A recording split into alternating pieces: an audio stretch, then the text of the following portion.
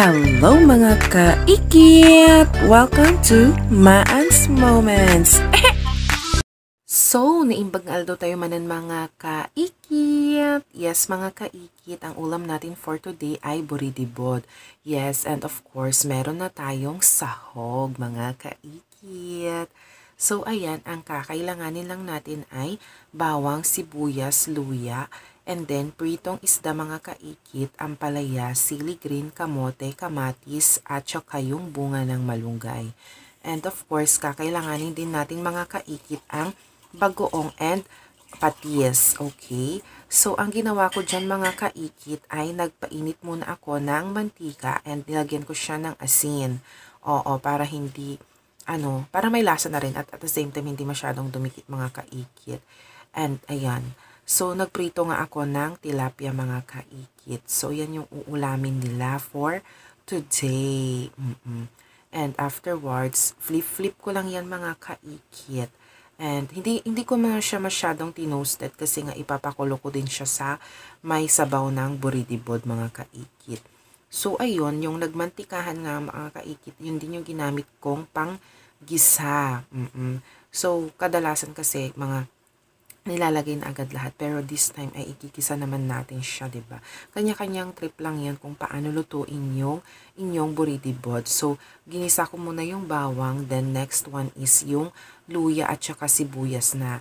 At kung mga medyo umokay na yung sibuyas at saka yung luya mga kaikit, ay maglagay na rin tayo dyan ng bagoong. Oo, mga kaikit. Mga 3 aklo na bagoong yung nilagay ko dyan mga kaikit. Depende kung gaano kaalat yung gusto ninyo. And after that, ay nilagay ko na rin yung kamote. Para naman lumambot na siya hanggang sa mamaya. Pinagsabay ko na rin yung sibuyas, sibuyas, kamatis mga kaikit. Okay, para sabay silang maluto. Mag-mash, ganoin. And afterwards, ay ilagay na natin yung tubig. Depende sa tubig na gusto nyong kadami mga kaikit. Pero yan, mas mahilig sila sa sabaw-sabaw mga kaikit. Kaya nilagyan ko siya ng super duper daming sabaw pa mga kaikit. And then next one mga kaikit ay pakuluan lang siya ng mabuti yung isda mga kaikit. Kasi dyan na talaga lalabas yung lasa sa may sabaw. Oo.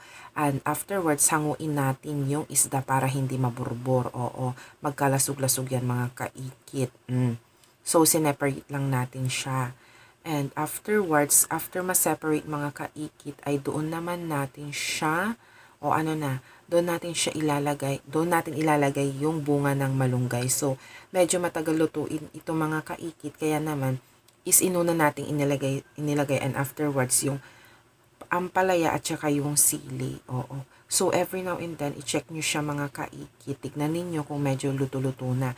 And baliktarin ninyo mga kaikit para yung nasa ibabaw ay yun din yung maluto na next. Okay? So, ayan na nga mga kaikit. After that, pwede na yon. Yan na ang ating well-prepared na buridibod with sahog mga kaikit. So, super duper yummy. Ma-share ko lang kanya yung